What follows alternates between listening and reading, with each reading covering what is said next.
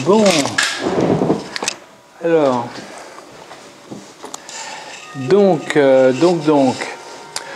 voilà le titre, l'objet phallus est celui qui le possède, avec un sous-titre, il n'y a pas de rapport sexuel.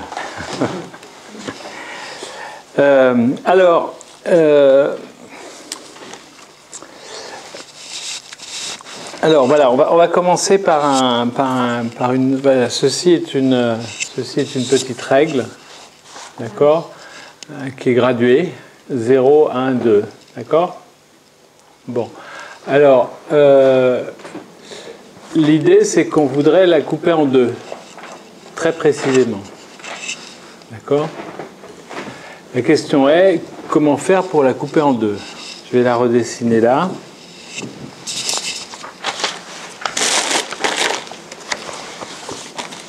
Du vert. Ah non, il est là. Voilà, donc ici, je la redessine là. On a une règle qui a un point marqué 0, un point marqué 1 et un point marqué 2. D'accord ? Et alors la question est, je voudrais la couper en deux exactement. Ça dépend de ce que tu veux dire. C'est-à-dire en avoir deux parties absolument égales. Voilà. Deux parties absolument égales. Exactement égales. Alors là, bon.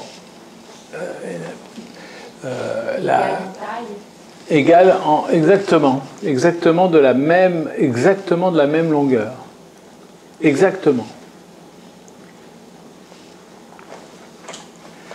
Apparemment, ça paraît simple. Hein. Je dis bon si ça c'est là, je coupe ici, et puis j'ai deux morceaux qui sont de la même longueur. Hein, c'est ce qu'on se dit a priori comme ça. Bon, maintenant, est-ce que c'est bien vrai? C'est-à-dire que là, quand on va couper ici, on va couper où? Tu couperais où, toi? Au milieu du trait. Alors, le milieu du trait, c'est quelle cote? C'est-à-dire que ici, bon, on va avoir 0,1, 0,2, etc. 0,9, ici on va avoir 1,1, 1,2, etc. D'accord. Quelle est la cote de l'endroit où tu coupes? Loin. D'accord. Donc tu dis, moi je coupe, j'ai ici donc 1,000 par exemple. Là, c'est ça. C'est ce que tu dis. D'accord. Alors à ce moment-là, donc je redessine la règle. Hein, maintenant, une fois qu'elle est coupée comme ça. D'accord? On est bien d'accord. Ici, j'ai 0, 1,00, c'est déjà marqué là. Et ici, j'ai 2. Ici, j'ai combien? J'ai quelle taille? J'ai quelle taille là? Quelle est la cote ici? 1,001. Voilà. Tout à fait. Ici, je vais avoir une cote 1,001. Donc elles n'ont pas la même longueur. Parce que si tu celle-ci, elle va être plus courte que celle-là. Puisqu'il va y avoir, tu vois qu'il y a ici, il y a 1 millième ici, dans ce cadre-là, tu as 1 millième, si c'est des centimètres, hein, peu importe, tu as 1 millième de centimètre qui est plus long que l'autre. Puisque là, elle commence à 1,001. Regarde, ici je vais de 0 à 1, et ici je vais de 1,001 à 2. C'est plus court. Non, c'est pas... Oui. Mais je me demande s'il n'y aurait pas une autre façon de la couper. Voilà, donc ça c'est une bonne question, une autre façon de la couper, exactement. Alors une autre façon de la couper, ça peut être de dire, bon ok, le 1,00, je le laisse là, donc je vais couper, on doit essayer de prendre une autre couleur, je vais couper plutôt ici, juste avant, de façon à ce que le 1,00, il soit là. Et à ce moment-là, ce morceau-là, il va être plus long que celui-là. Hein? Alors après, on va voir qu'est-ce qu'on fait de cette histoire. On va mettre le 2 sur le 0. Oui, après tu décales ça et tu reportes ça ici. Précisément, là, ça sera forcément une symétrie parfaite. Regarde, puisque là ici, le 1, 0, 0, il va y avoir un millième qui manque. Si c'est en miroir total. Si tu veux, tu mets le 2 ici. 0. Oui, et ben. Et je plie vraiment parfaitement. Ben donc à ce moment-là, la longueur de ce truc-là, ça va être 0,9999. Puisque ça part de 1,001. Si tu fais 2,000 moins 1,00, ça fait 0,999. Alors que celui-ci, il fait 1,000 de longueur. Non, oui, mais ça, je ne le considère pas comme 1,000. Qui? Si je prends le 2 oui. et que je le reporte précisément oui. sur le 0. Oui. Avant de le couper. Oui. Après, ça dépend de la lame qui va couper, mais... Ah, oui, mais non, mais moi, je m'intéresse à la cote. La tension des deux morceaux, je veux dire, ils vont forcément être totalement identiques. Si j'ai précisément le 0 et précisément le 2, et que je les reporte... Tu les auras pas précisément, parce que là on parle dans les réels. Je veux dire, effectivement, si tu parles de la largeur de la coupure... Non, mais là je te parle formellement, au niveau formel. Si j'ai coupé ici à 1 de façon à avoir effectivement une longueur, puisque la longueur totale est de 2000. Je veux une valeur de toute manière de... Bon, si on compte en millimètres, ce que tu veux. La longueur totale, elle est de 2000. Hein? Eh bien, la longueur totale étant de 2000, il y en a un qui va faire 1000 et l'autre qui va faire 999. D'accord? Donc, ça veut dire quoi? Ça veut dire que si je les superpose, il y en a un qui est un peu plus grand que l'autre.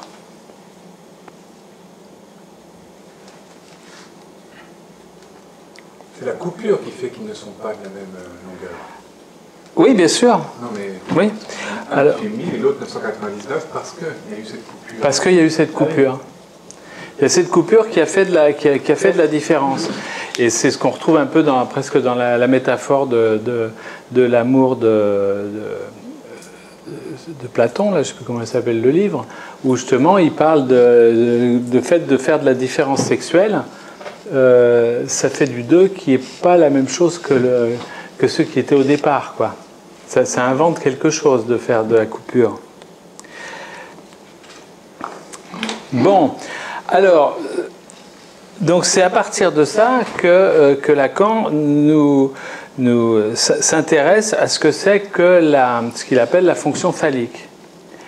Pourquoi? Parce qu'il dit, d'une certaine façon, dans cette coupure, eh bien, il va y avoir deux parties identiques et puis un petit machin en plus qui est l'endroit où est effectuée la coupure, suivant le choix qu'on a fait.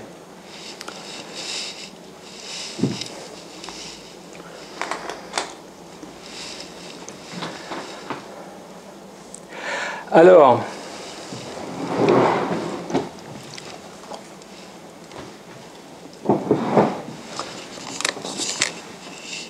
bon, peut-être des commentaires avant d'aller plus loin. Ça nous laisse sans voix. Je cherchais un artifice.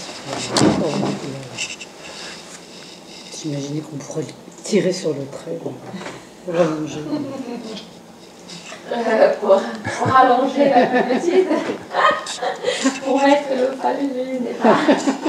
C'est une société de l'égalité. Bon, alors, c'est une façon de dire que suivant le choix qu'on fait, c'est ça qui est important, suivant le choix qu'on fait, c'est-à-dire est-ce que je décide que le 1.00 il se trouve sur la partie gauche ou est-ce que je décide qu'il se place sur la partie droite? Ce sont des choix qu'on peut faire. Et donc cet excès il peut être choisi d'être mis d'un côté ou de l'autre, mais il ne peut pas être mis des deux côtés à la fois. C'est pour ça que Lacan prend cette métaphore, enfin, de cette règle coupée. Hein. Et alors, ce qui est pour moi une des interprétations à donner à cette phrase, il n'y a pas de rapport sexuel. Parce que, effectivement, dans une mise en rapport au sens mathématique du terme, que tu mets les deux objets en rapport pour voir lequel est le plus grand, eh bien, il y en a un qui est plus grand que l'autre. Ils sont pas, le mâle-femelle ne sont pas en rapport parce qu'il y en a un des deux qui a un en plus.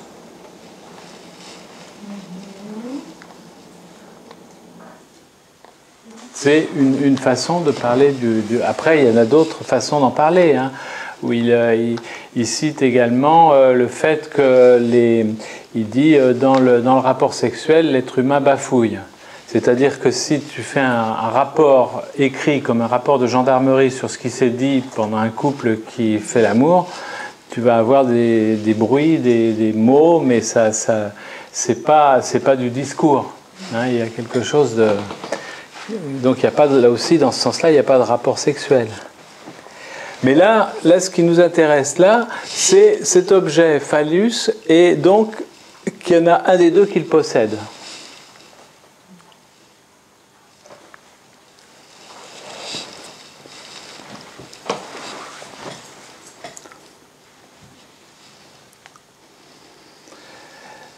Voilà. Alors après, qu'est-ce qu'on dit après ? Qu'est-ce que c'est que cet objet ? Alors, ah oui, alors si on reprend, alors parce qu'on l'a déjà vu en fait cet objet.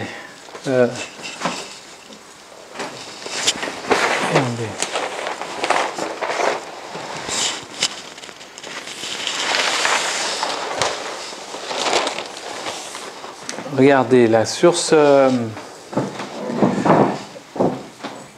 dans le séminaire RSI, Lacan fait apparaître le phallus dans plein d'endroits, hein, avec des sens différents. Hein. Alors, donc, il nous dit que c'est un signifiant imaginaire. Hein, c'est un symbole d'un objet imaginaire. Hein.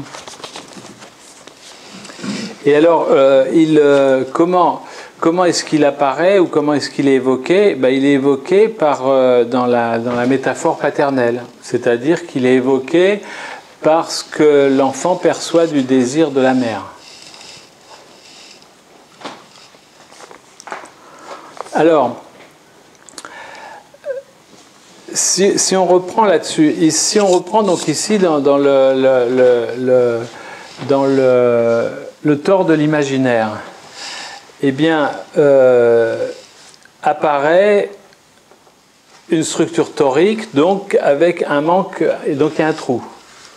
Hein, et c'est ce trou que Lacan nomme phallus, hein, et qu'il appelle avec moins phi. Pourquoi ? Donc, on est dans la dimension d'un objet qui est perdu. Hein. Et c'est ce qu'on retrouve dans le mythe de Isis, hein, que vous connaissez, je pense, non ? Oui. Où justement Isis est reconstituée entièrement, sauf son pénis qui a été mangé par un poisson. Et c'est à partir de là qu'on érige une douzaine d'obélisques en Égypte, hein, pour figurer le phallus, à savoir moins phi, hein, c'est-à-dire à savoir ce que... Alors, pourquoi moins phi ? Parce que c'est entièrement dans la problématique de l'Oedipe, c'est-à-dire en tant que petit enfant, je vais séduire, je vois que maman est intéressée par quelqu'un, par un objet, donc je vais essayer d'incarner cet objet, et je vais être... Et bien sûr, je vais être... ça va me décevoir, hein, parce que c'est un autre objet. Donc, ce moins phi, il est ici symbole de la castration. Ce qui est en fait la dimension imaginaire du phallus.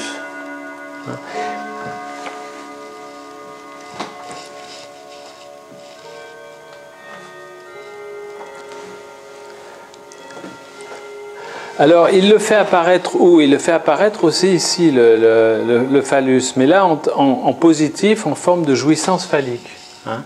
Parce qu'après, il y a le pendant, vous voyez, c'est rigolo, ça tombe en opposition. Il y a le pendant du moins phi, qui est donc cette dimension de castration imaginaire, hein, d'un objet qui peut être là ou ne pas être là. Hein. Et après, ça intervient dans les modes d'appropriation de la jouissance. Par exemple, ici, dans cette rencontre entre le symbolique et le réel, par l'usage de l'imaginaire, permet une jouissance phallique, c'est-à-dire une jouissance de la possession, une jouissance active, on va dire, par opposition à la jouissance féminine ici.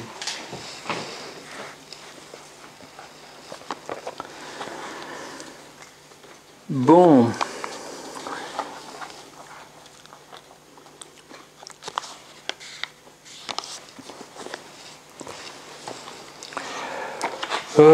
Oui, vous n'auriez pas des choses à dire?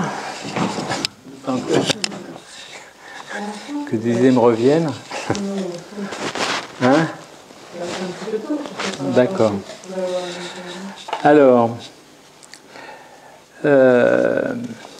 on va revenir sur le...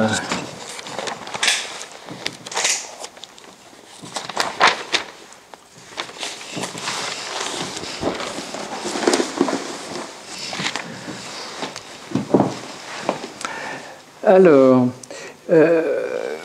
donc on a cette fonction imaginaire de la castration, hein, avec ce jeu de ce phallus qui est soit présent, soit absent. Hein. Le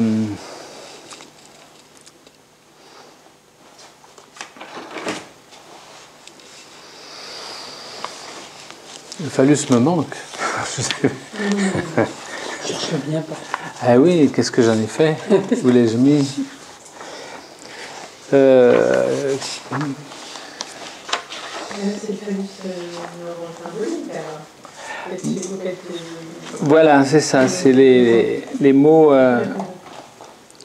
parce que là, j'ai plein de petites phrases, mais ça colle pas comme je voudrais. Alors, bon, effectivement, après, qu'est-ce qu'on peut dire? Bon, c'est vrai que ça s'oppose à l'organe, hein, ce n'est pas l'organe qu'il symbolise, bien sûr, puisque entre le pénis et le phallus, on pourrait dire qu'éventuellement, le phallus pourrait être le pénis en érection, mais pas autrement, quoi.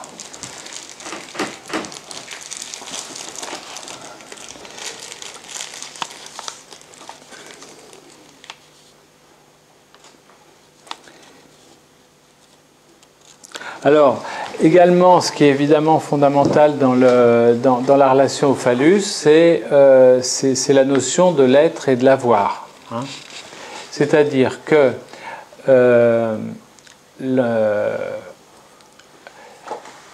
dans une certaine chronologie, donc l'enfant va tenter d'être cet objet qui manque à la mère.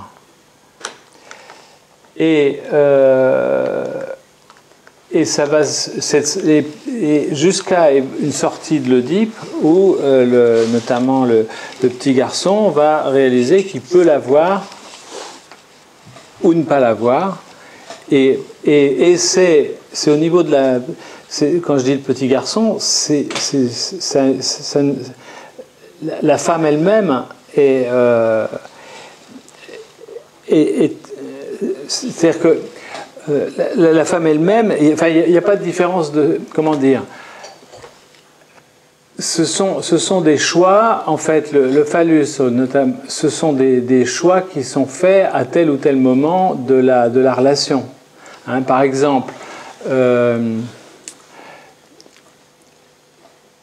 par exemple, si je regarde un tableau qui m'émeut, eh bien, je renonce à la jouissance phallique.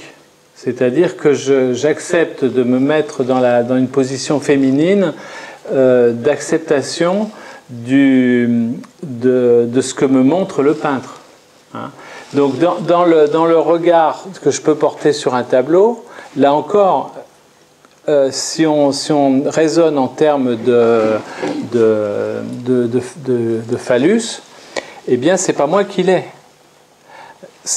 Par contre, si je veux le réacquérir, je peux le réacquérir en entrant dans le détail du tableau, en disant là je vois qu'il a utilisé tel pigment, là il a utilisé telle brosse, c'est inspiré de tel autre auteur.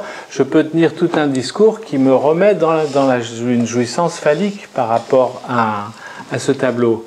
Mais donc on voit bien là comment le phallus la question de qui le possède peut complètement évoluer suivant le regard que je porte sur le tableau. Si c'est un regard de professionnel qui veut essayer d'analyser la technique du peintre, par exemple, ou si au contraire je veux me laisser porter par le regard qu'un peintre a eu sur telle femme il y a 600 ou 800 ans, et que je veux me laisser porter par cela, je suis forcément, dans l'autre dessin qu'on avait vu tout à l'heure, dans la jouissance de l'autre, et non pas dans la jouissance phallique.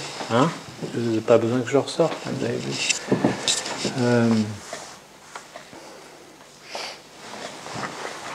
Alors, et une conséquence de ça, c'est que pas tout le monde a le phallus en même temps. Pas tout le monde a le phallus. Alors c'est drôle parce qu'on peut penser même que c'est un peu ce qui se joue un peu inconsciemment entre des garçons qui veulent se battre par exemple, ou qui font des combats de boxe. C'est pour être sûr de savoir qui gagne, qui a le phallus, quoi. Hein. Parce que c'est pas tout le monde qui l'a, il y a un gagnant, un perdant. Alors, c'est assez amusant d'ailleurs, parce que si on regarde le jeu d'échecs, c'est exemplaire pour ça. Hein. Tu dois tuer le roi. Hein. C'est ça que ça veut dire, hein, échec et maths. Hein. C'est le roi est mort. Hein. Et. Hein? Pour y prendre sa reine. Éventuellement pour y prendre sa reine. Oui. C'est mauvais signe, oui, dans les jeux d'échecs, quand il commence à prendre la reine, ça se passe assez mal. Hein? Très fort. Voilà, ouais, voilà. Et alors que cette philosophie là on tue le roi, elle est plus où là, d'une certaine façon, si on se rapporte à ce dessin, c'est que on supprime la moitié de la règle. Hein, c'est clair. Hein, il n'y a plus que lui qui joue et l'autre est mort. Hein, c'est les règles des guerres occidentales. C'est toujours été comme ça. Et dans le jeu d'échecs aussi. Mais si on regarde par exemple la structure du jeu de Go, le jeu de Go est pas du tout comme ça. Les règles, bon, moi je ne sais pas y jouer, hein, je connais juste vaguement les règles, mais j'aime bien la philosophie du jeu. C'est qu'il s'agit, donc ce sont des territoires qui se conquièrent, hein, par deux joueurs, et éventuellement quand tu conquiers un territoire, tu peux avoir le risque d'être complètement encerclé, donc tu perds ton territoire. Donc le jeu se poursuit jusqu'à ce que tous les territoires soient conquis, je pense. Et hein, le jeu de Go Game. C'est un jeu chinois qui était interdit, d'ailleurs c'est un jeu de guerre en fait, c'est un jeu qui est interdit aux gens qui n'étaient pas de caste de militaire, quoi. Et alors, quelle est la fin du jeu? La fin du jeu, on compte les territoires gagnés par l'un et l'autre. Et le gagnant est celui qui a au moins une case de plus. C'est-à-dire qu'on revient sur cette fonction phallique. Il ne détruit jamais l'autre. il faut qu'à la fin qu'il y ait un rapport mâle-femelle, si on veut l'appeler comme ça, Mais pas de destruction. mais pas de destruction de l'autre. Il soit cerné. Voilà, il faut qu'il... non, c'est pas une question d'être cerné, c'est la question admettons que ce soit ça, ça n'a pas de sens. Hein. On compte le nombre de cases qu'il y a là et le nombre de cases qu'il y a là. Hein. Et parce que tant qu'ils se cernent, eh bien, ils perdent les territoires. Mais à un moment donné, ils ne peuvent plus les perdre. Voilà. Eh bien, s'il y a un ou plus bout de terrain sur un que l'autre, c'est lui qui a gagné. Et l'autre n'est pas détruit. Il suffit d'en avoir un. C'est-à-dire, on revient sur cette notion de phallus. Hein. C'est celui qui l'a, il a gagné. Mais il n'a pas détruit l'autre. Ce qui donne une autre philosophie, en fait, aux conquêtes de territoire. L'autre est nécessaire à ma survie. Comme la femme, même un homme phallique, la femme est... Bon, alors il y en a quelques-uns qui tuent leur femme. Hein. Ils pensent qu'ils n'en ont pas besoin plus que ça. Mais normalement, celui qui détient le phallus a besoin de la partenaire. Sinon, oui, en plus, sans compter que le phallus, il apparaît que dans le regard de l'autre. Hein. Ça, c'est un point vachement important. C'est pas de la bandaison à tout prix. Hein. Ça n'existe pas, ça. Peut-être avec le Viagra maintenant, j'en sais rien. Mais en fait, la notion même de jouissance phallique, elle n'est possible que s'il y a la jouissance de l'autre. Hein.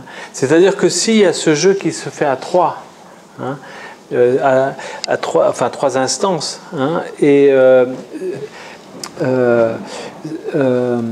c'est très naïf et il y a beaucoup de jeunes garçons qui le pensent que ça marche tout seul, que la bite ça monte tout seul et puis point quoi. Alors que en fait c'est le désir de l'autre qui crée le désir sexuel. Hein. Et c'est tout à fait ça qui est en jeu dans le phallus. Hein. C'est parce que, pour le dire autrement, la femme peut dire nous pourrons faire l'amour car j'accepte pendant ce moment-là d'être un objet sexuel, par exemple pour toi, hein, objet de tes désirs, au moins objet de ton désir. Et la conséquence pour l'homme, c'est qu'il va pouvoir bander, on va dire. Il y a une interaction qui est méconnue souvent. Hein, docteur, ça va pas, oui, prenez du Viagra, ça ira mieux. Alors que c'est une façon de justement, c'est aussi. Hein? Il y avait une blague d'ailleurs, quand le Viagra est sorti, pour parler de la question du ventre. C'est-à-dire, j'avais un collègue de psychiatre qui l'a sorti souvent.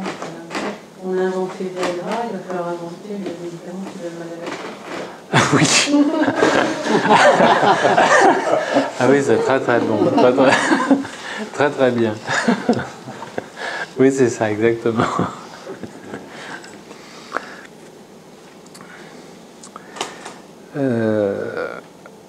Oui, je ne sais plus où du coup on en était.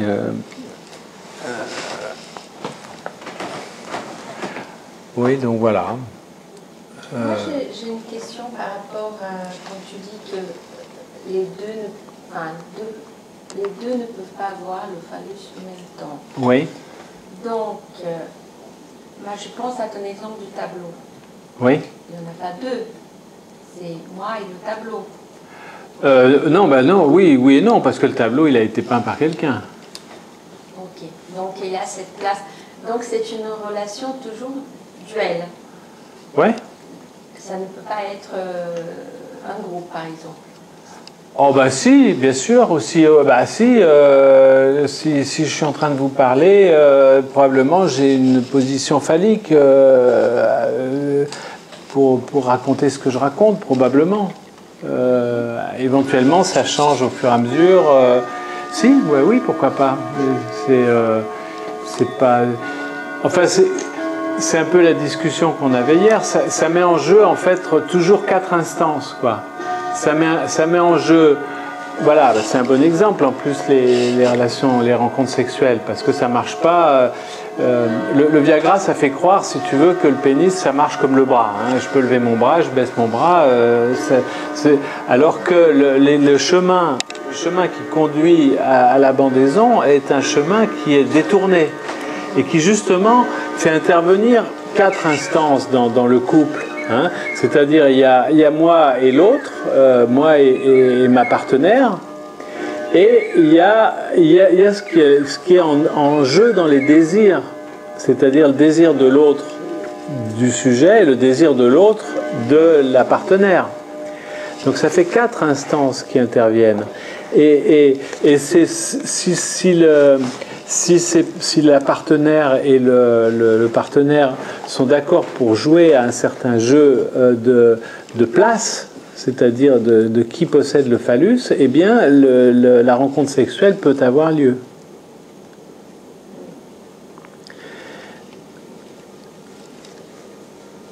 Il y a une dimension de dissymétrie. Je sais pas si Voilà.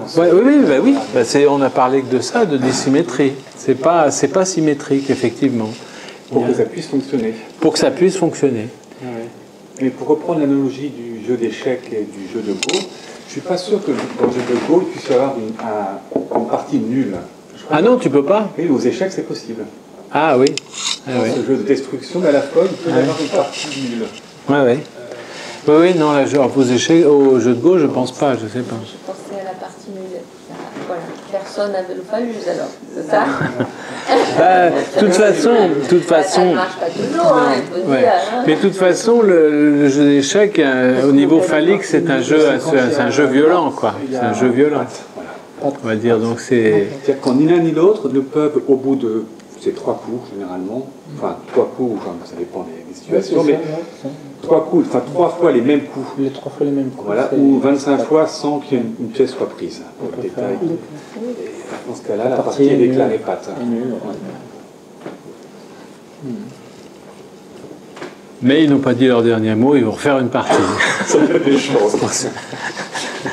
Si on ne peut pas se casser la gueule. Ce que tu dis, c'est que tu as l'impression qu'il n'y a plus de manque possible, il n'y a plus de. Et ça. Ça ne peut pas avancer plus. Non, mais ce qui m'intéresse dans cette analogie, c'est que, où effectivement, là pour le coup, il y a cette idée de destruction, quoi, de l'autre, ou alors, dans les échecs, ou alors la partie d'éclat et nul. Donc c'est une certaine pacification. Alors, effectivement, au niveau de la philosophie du jeu, au niveau du jeu de Go, ça ne se parle pas pareil. Et ça ne se donne pas à voir du tout pareil, un jeu de Go. Hein. Non, c'est pas pareil. Non, c'est un carré, je crois, un grand carré. C'est un carré avec des croix, enfin, ce sont des lignes et des colonnes, hein, tout simplement. Des ponts noirs et blancs. Voilà, des ponts de l'autre. Oui, ce sont des lignes et des colonnes comme ça, hein, comme ça. Et les pierres, ça s'appelle des pierres, et on pose les pierres sur les intersections des pierres, et c'est ça qui détermine des territoires. Ça fait un territoire, ça. Mais éventuellement, l'autre, il peut entourer. S'il entoure, il a rebouffé, il a mangé le territoire.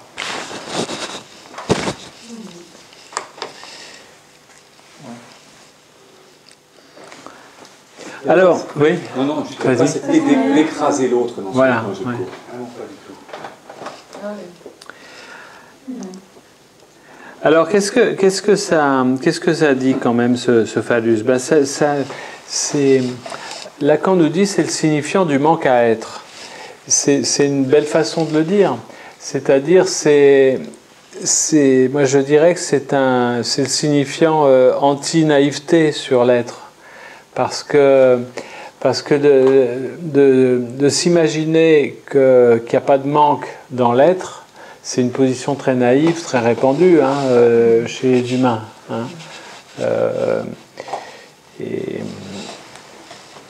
Et ça renvoie à cet objet. Ça renvoie à cet objet qui est là ou pas là. Hein. Quand même, c'est assez extraordinaire, cette découverte, cette réinvention que doit se faire l'enfant pendant toute sa petite enfance, c'est de découvrir et de faire avec un objet qui va être là et pas là.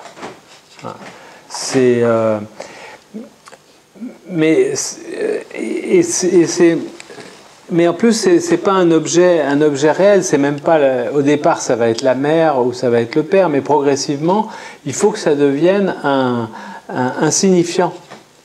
Et c'est tout un apprentissage avec des échecs. Hein. Le nombre de personnes qui, comme ça, se mettent en position d'être le phallus et qui n'en sortent jamais. Hein. Alors que, si on prend l'exemple de la rencontre sexuelle dont je parlais tout à l'heure, d'une certaine façon, voilà, alors, comment je dirais ? Je dirais que dans ce moment particulier, qui n'est pas le moment social du couple, hein, qui est le moment de rencontre sexuelle, où il se passe d'autres choses que dans les rencontres sociales, eh bien, c'est parce que la femme accepte d'incarner le phallus que l'homme bande. C'est assez amusant à penser ça comme ça. Si elle se refuse à entrer dans un certain jeu, eh bien, comment néanmoins conserver un désir sexuel pour l'homme ? C'est pas évident. Sauf à violer, sauf dans le viol ou dans d'autres pratiques qui ne sont pas de l'échange. Mais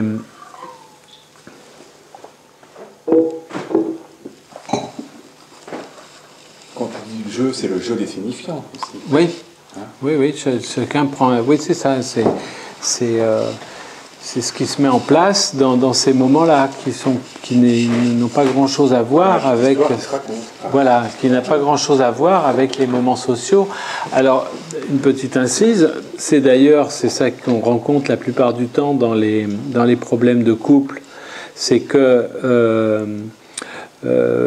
par exemple les parents qui s'engueulent devant les enfants, les cris permanents, la violence conjugale, ou énormément de mesquinerie qui se passe dans les couples. Bien souvent, c'est aussi lié à ça, c'est lié au fait qu'il n'y a pas de coupure nette entre les moments sociaux du couple et les moments sexuels. Hein. C'est-à-dire, c'est pas la même chose d'être dans le lit ou d'être le petit déjeuner le matin, c'est pas pareil. Hein. Et les règles sociales sont pas du tout les mêmes que les règles sexuelles. Et d'ailleurs, c'est ce qu'il faisait dire à Lacan, il y a des règles sociales faute de toute règle sexuelle. Et de normes. Il y a des normes, il y a des normes sociales faute de toute norme sexuelle. Et c'est très intéressant parce que dans la névrose et des gens qu'on écoute, hein, ou nous-mêmes à telle époque, eh bien, il y a un mélange complet de regardez tout ce que mon mari me fait faire, ou bien il y a toute cette violence sexuelle qui apparaît dans les moments sociaux de la vie du couple. Notamment dans les insultes. Dans les insultes, voilà, par exemple, oui. Et le fait de le faire devant les enfants, quoi. Souvent, des couples qui ne baiseraient pas devant leur enfant, eh ben, vont pouvoir s'injurier comme du poisson pourri devant leur enfant. Sans se rendre compte que l'un est une espèce d'équivalent de l'autre, mais qui a glissé dans le social. Sans se rendre compte de l'obscénité. Voilà, du coup, effectivement, ce qui est complètement méconnu, c'est la dimension obscène. Que les enfants perçoivent très très bien. Ils ont horreur de ça. Ils ont absolument une horreur totale des témoins de cela. À la limite, c'est pire que s'ils voyaient leurs parents baiser. Hein.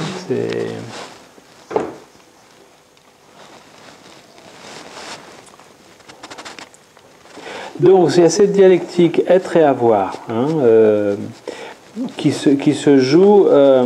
Alors, on va dire que dans comment on appelle ça, dans le grandissement de l'enfant, il y a un passage de l'être vers l'avoir, Mais dans les rencontres sexuelles adultes, eh bien, il y a des choix d'être ou avoir qui sont totalement libres, on va dire, laissés à la discrétion, comme on dit, de chacun des partenaires. Hein.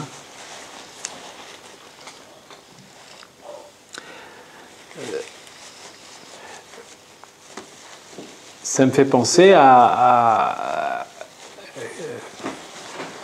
quelqu'un comme ça qui a tellement bien compris cette opposition que dans ses rencontres sexuelles, il peut aller très loin, mais par contre, il demande à son partenaire d'être extrêmement sociable et social tout à fait en dehors de ces moments-là, quoi. C'est comme si c'est très très strict là-dessus. Et c'est plutôt bien pour sa santé.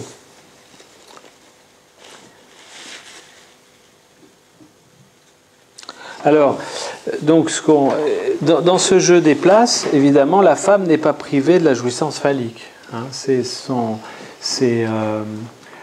tout à fait...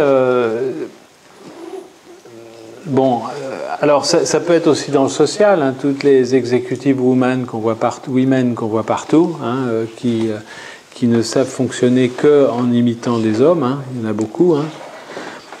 Ou alors ça peut être effectivement dans les rencontres sexuelles, rien ne s'oppose à ce qu'il y ait une interversion des rôles, mais justement c'est ça qui est amusant, c'est que dans ces interversions de rôles, c'est pas les deux qui ont le phallus en même temps. C'est ça qui est... C'est tout à fait intéressant que Lacan ait perçu ça, quoi, parce que ça saute pas aux yeux au départ. Hein. Et en fait, ce qui me venait comme ça, c'est que, à partir de ce que tu dis, c'est comme si, au moment où il dit il n'y a pas de rapport sexuel, parce qu'il n'y a pas de rapport, parce que les deux parties sont symétriques. Pas symétrique. C'est il n'y a pas de rapport sexuel qui permet le rapport sexuel. Voilà, exact. Voilà, je crois que tu dis ça très très bien. Oui, absolument. Qui permet la rencontre sexuelle. Oui, tout à fait. Voilà, exactement, exactement. C'est parce qu'il n'y a pas de rapport sexuel au sens de mise en rapport et qu'il y a de la dissymétrie que la rencontre sexuelle est satisfaisante pour les humains, enfin, en principe. Oui, donc si on se prétend avoir du rapport sexuel dans le sens lacanien, c'est là où tout est foutu. Voilà. Et alors, est-ce que c'est pas ce qu'on retrouve effectivement dans ce que je donnais comme exemple là, sur ces Japonais qui veulent ressentir les douleurs de l'accouchement, je ne sais plus quel pays où ils ont trouvé le truc extrêmement intelligent pour pas faire de différence, eh bien ils veulent interdire aux hommes de pisser debout. Il faut qu'ils pissent assis comme les femmes.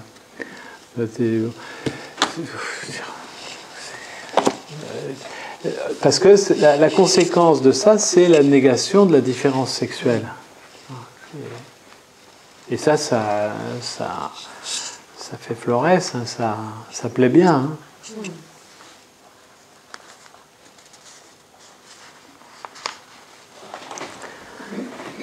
Alors, pour reprendre dans une autre phrase de Lacan ce que tu as dit, Chris, hein, il nous dit le phallus est l'élément de béance critique de toute relation à deux. C'est-à-dire que c'est parce qu'il y a cet objet qui va fluctuer, qui fait béance et qui, d'une certaine façon, conditionne la relation à deux. Ça revient à ce que tu disais.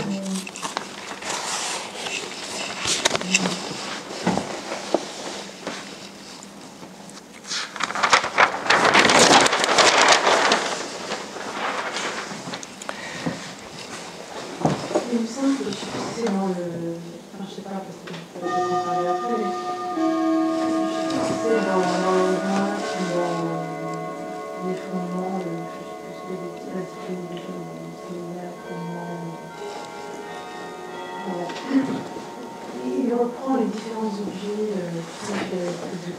cloche, anal, moral, phallique qui venait juste en même temps comme un retournement en fait. Pas vraiment comme un objet, mais comme. Et là, donc avant l'objet regard et l'objet voix, je sais pas, tu vas peut-être l'aborder. Non, non, non, non. Et donc, il dit que dans la première partie, c'est plus la question de la, si je ne me trompe pas, de la demande et de l'autre côté, du désir. Demande de l'autre, demande à l'autre, désir de l'autre, désir. Et en tout cas, ce qu'il me dit du phallus à ce moment-là, de mémoire, c'est que le phallus, c'est la négation du phallus. Le phallus, c'est la négation du phallus. C'est-à-dire qu'il le présente comme quelque chose qui vaut comme l'étant phallar. Oui, oui, oui. Oui, oui, mais justement, c'est le. Ben, je vais pas reprendre l'autre dessin. C'est le moins fi. Il a valeur d'être absent. Il a valeur d'être absent et il s'agit, par exemple, notamment, si on reprend les exemples du couple, il s'agit dans le couple de le réinventer, de le faire émerger de la rencontre sexuelle. Il est absent, c'est le mythe d'Isis. Hein, Osiris reconstruit complètement les morceaux du corps d'Isis, sauf, ou c'est le contraire, c'est que ben le mâle, c'est l'homme, c'est Osiris, Isis c'est la femme. Oui. Ah là, je l'inverse toujours, tu vois, justement. Voilà. Alors, donc c'est Osiris qui est reconstruit complètement par Isis, sauf le pénis, qui est manquant. Et c'est du fait qu'il est manquant que c'est le phallus. Et alors, du coup, ça m'amène à me poser la question du phallus dans le registre symbolique. Parce que là, tu le situes par rapport au registre imaginaire, comme on le fait.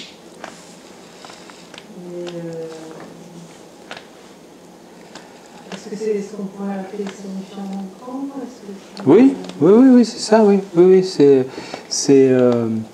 C'est un signifiant manquant dans l'imaginaire, parce que quand il s'agit de castration, c'est pas une castration réelle qui est en cause. Hein. C'est une dimension imaginaire qui se joue.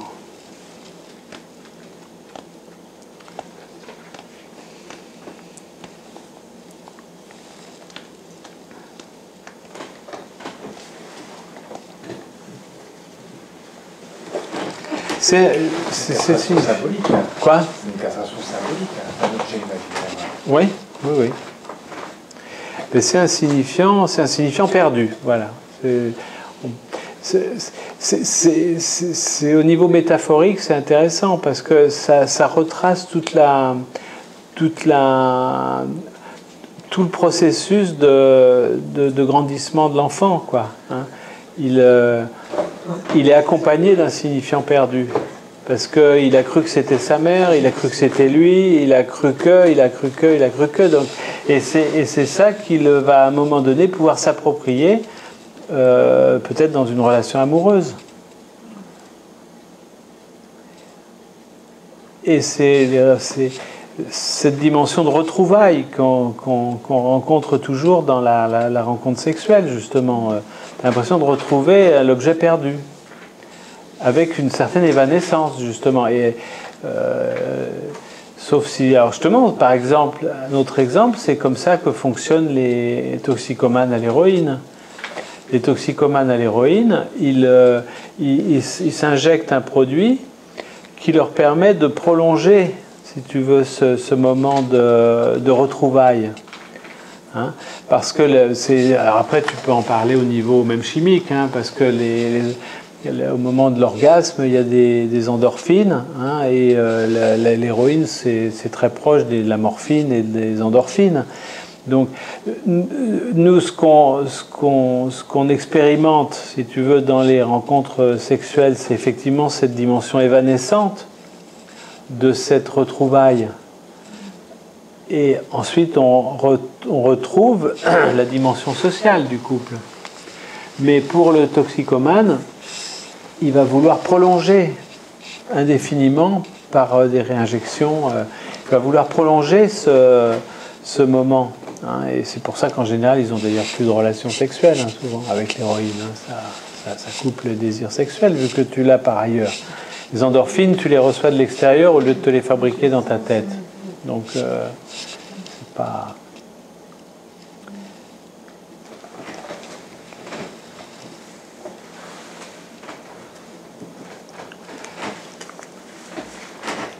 Alors, c'est même... il va même plus loin, Lacan, puisqu'il nous dit que c'est en fait c'est la raison ou c'est le signifiant du désir de l'autre. Hein,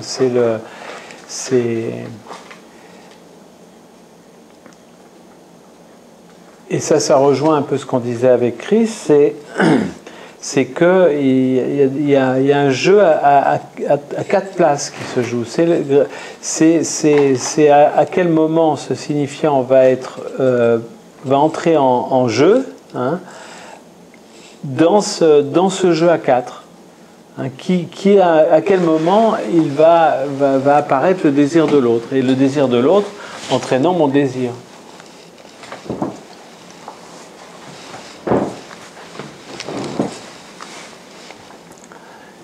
Je crois que c'est ça que ça casse le Viagra, justement.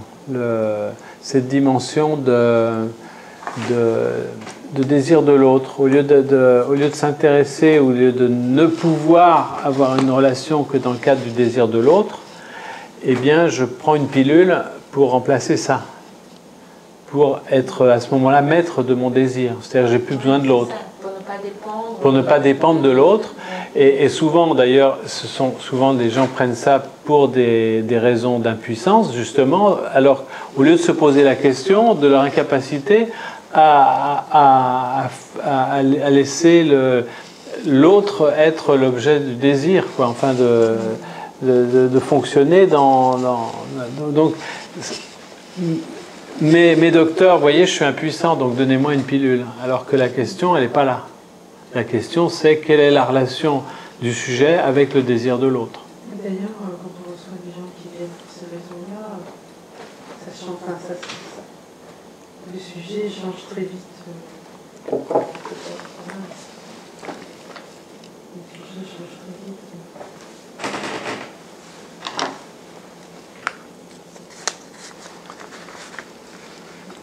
Bon, qu'est-ce qu'il y aurait d'autre à dire sur cet objet imaginaire? Symbole d'un objet imaginaire. Alors c'est sûr qu'il est incarné dans non pas dans le père, mais dans la métaphore paternelle. Hein, c'est lui qui l'a. Hein. D'ailleurs, ça intéresse maman énormément. Hein. C'est donc bien la preuve qu'il a quelque chose que moi je n'ai pas en tant que petit enfant.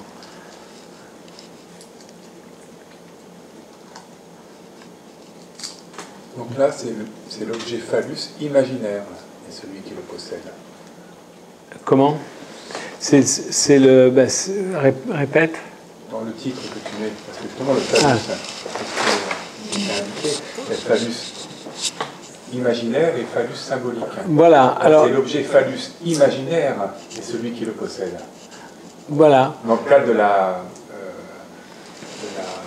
la castration. Voilà, alors oui, c'est ça, c'est un objet qui est en moins phi, en fait, hein, qui est un objet manquant. Hein, et et celui qui le possède, par contre, c'est dans un cadre de retrouvailles, s'il s'agit de rencontres sexuelles, mais ça peut être la jouissance phallique du peintre qui est en train de peindre lui-même. Ou de la parole, bien sûr. Bien sûr, la parole qui circule, bien sûr. Ah oui. Bien sûr. Tout à l'heure, du coup, ça m'a fait parce que tu parlais donc de la castration symbolique en objet réel. La castration. Et alors, pour la privation. La castration symbolique est un objet imaginaire. Objet imaginaire, pardon. La privation, c'est d'un objet réel. C'est un objet réel qui manque. Ça correspond à ça, je crois. C'est ça, je crois, ce qu'il appelle l'action symbolique.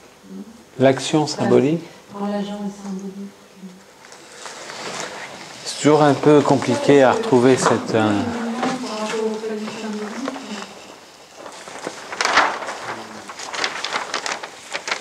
Je donne l'exemple qui prend, c'est le livre qui montre dans la vidéo. Voilà, alors ça c'est le livre, bien sûr, le livre qui manque dans la bibliothèque, c'est un livre qui est là au sens, dans le réel, parce qu'on sait qu'il y est, on ne l'a pas prêté. Par contre, il n'y est pas au niveau symbolique, parce qu'il n'est pas dans l'ordre alphabétique. Il n'est pas à sa place. Hein. Donc là, effectivement... Ouais. Oui, le phallus symbolique, c'est en fait la privation.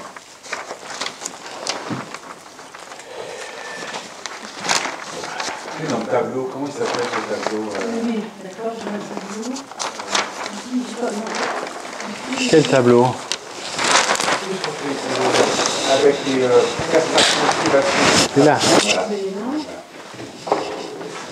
C'est tout, voilà. Il suffit de demander.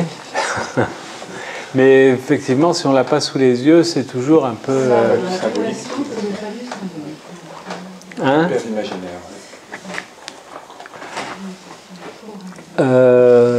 Voilà, phallus imaginaire comme objet imaginaire en moins phi. Castration symbolique, et c'est le père réel qui en est l'agent, puisque lui il est censé être possesseur du phallus, puisqu'il intéresse tellement la mère que probablement il est possesseur de cet objet. Hein, et c'est lui qui va castrer au niveau symbolique voilà.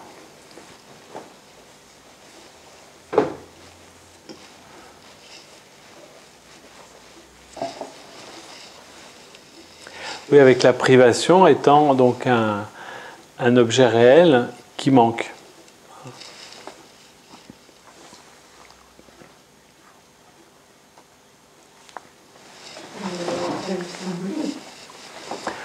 En tant que, oui, ce qui manque, il y a un trou réel, quoi.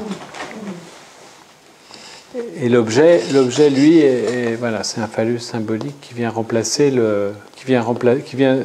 qui vient suppléer en fait au trou réel, en fait. Hein, on peut dire ça comme ça. C'est une fonction de suppléance, en fait.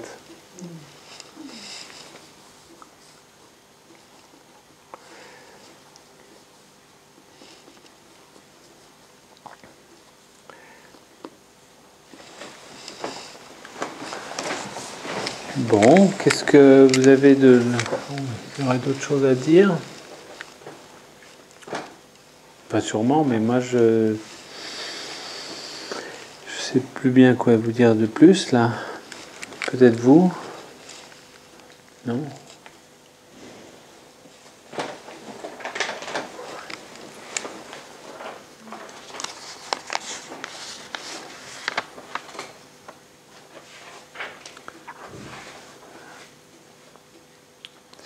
Alors, il dit également, d'une autre façon hein, que ce que je vais dire là, il dit également, en fait, qu'est-ce que c'est que la différence des sexes? C'est d'être là ou pas là, c'est-à-dire de l'avoir ou de ne pas l'avoir. Et c'est intéressant de le mettre comme ça, parce que ça fait une différence des sexes qui ne porte pas forcément sur la biologie, en fait. C'est une différence des sexes qui porte plus sur des éléments de structure. Ouais.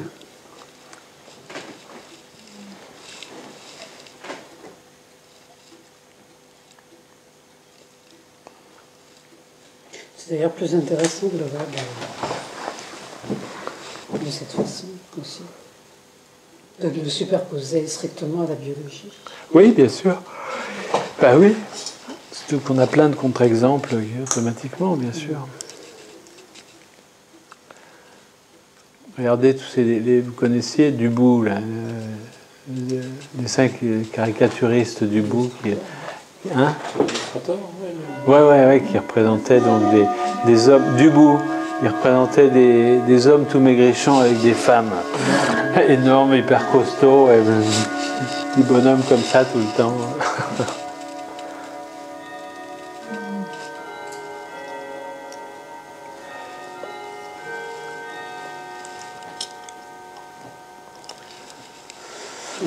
Ce qu'on remarque aussi chez beaucoup de couples, c'est petit à petit une superposition, c'est-à-dire une ressemblance, une tendance à la ressemblance quasiment indifférenciatrice. Ouais. Et effectivement, bon, la question après du rapport qui nécessite une différence. Donc biologiquement, non, ça continue à fonctionner, mais il y a quelque chose qui devient très mécanique. Voilà, exactement. Alors j'ai un exemple, c'est ce qui lui fait penser, donc d'un couple comme ça qui s'est complètement stérilisé de cette façon. C'est-à-dire chacun indépendamment de l'un de l'autre étant très créatif, mais s'étant mis ensemble, sont peut-être dans une telle recherche de similitude qu'il n'y a plus de désir. Qu'ils ont perdu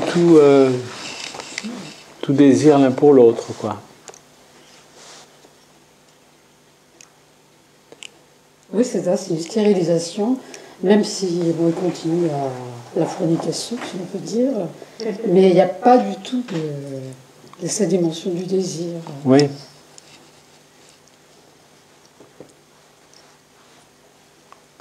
C'est une stérilisation. Oui, c'est une façon de gommer les différences encore. Alors tiens, des choses qu'on entend très souvent aussi dans le travail, c'est je veux pas que mon mari ait le moindre secret pour moi et je veux pas avoir le moindre secret pour lui.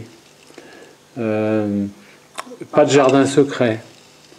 Et s'imaginer que c'est ça qui permet au désir de se maintenir, alors que c'est au contraire, ça stérilise le désir. Par jardin secret, il ne s'agit pas d'aller baiser ailleurs, mais d'avoir des points dont tu n'as pas envie, que tu n'as pas envie de raconter à ton partenaire. Mais c'est vraiment le désir de superposition absolue. Voilà, c'est ça. On revient toujours sur ce dessin, hein, de croire qu'on peut faire du même. Oui. Là, je regardais tout à l'heure à la télé un couple homosexuel qui vient de se marier. C'était très sympathique. Mais alors, c'était extraordinaire parce qu'ils avaient exactement la même tête, entièrement habillés, pareil, la même cravate, le même costume. Mais alors vraiment, on aurait cru que c'était deux jumeaux qui se mariaient, quoi. Oui, mais c'est problématique gémellaire, ça peut être. Ils ne sont pas tous comme ça. Hein. Il y a des couples homosexuels qui sont très différents. Hein. Là, les deux sont très différents. C'était impressionnant à voir. Là, oui, j'ai vu aussi. T'as vu ? J'ai pensé la même chose. Que toi. C'est vrai que je me suis dit, au début, je ne savais pas trop qui était qui. Je me suis dit, tiens, ils sont de la même famille, ils se ressemblent. Oui. Voilà.